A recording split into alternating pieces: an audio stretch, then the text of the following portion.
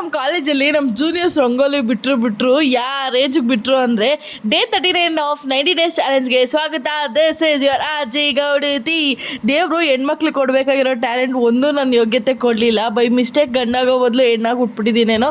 But ಆದರೂ it's fine, ಆ talent ಇದೆ. ಬಟ್ ಗೆಲ್ಲೋ ರೇಂಜ್ಗೆಲ್ಲ ಈ ರಂಗೋಲಿ ಮೆಹಂದಿ ಎಲ್ಲ ಹಾಕಕ್ಕೆ ಬರಲ್ಲ ಅಂದ್ಕೊಂಡು ಒಂದು ಒಳ್ಳೆ ಬ್ರೇಕ್ಫಾಸ್ಟು ನನ್ನ ಮಾರ್ನಿಂಗ್ ರೋಟೀನ್ ಮುಗಿಸ್ಕೊಂಡೆ. 8ನೇ ತಾರೀಕಿರೋ ವುಮೆನ್ಸ್ ಡೇನ 9ನೇ ತಾರೀಕು ಮಾಡೋಕ್ಕೆ ಅದು ಯಾವುದೋ ಲ್ಯಾವೆಂಡರ್ ಕಲರ್ ಹಾಕೋಬರೋಕೆ ಹೇಳಿದ್ರು. ಹಂಗೋ ಹಾಕೊಂಡು ಹೋದ್ರಿ. ಹುಡುಗಿರಿಗೆ ಯಾಕೆ ಫ್ಲವರ್ಸ್ ಇಷ್ಟ ಆಗುತ್ತೆ ಗೊತ್ತಾ? ಇದೇ ರೀಸನ್ಗೆ, ಆದಷ್ಟು ಅಡೋರ್ ಮಾಡೋಕ್ಕೆ.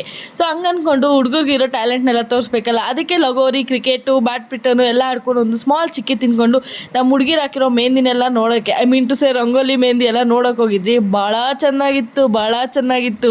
ಹಂಗೆ 2 ಇಡ್ಲಿ ಆ್ಯಂಡ್ ಪನ್ನೀರು ತಿಂದ್ಕೊಂಡು ಇವತ್ತು ಫುಲ್ ಸುಸ್ತಾಗಿತ್ತು. ಸೊ ಜಿಮ್ ಟೈಮ್ಗೆ ಹೋಗೋಕ್ಕೆ ಆಗಿಲ್ಲ.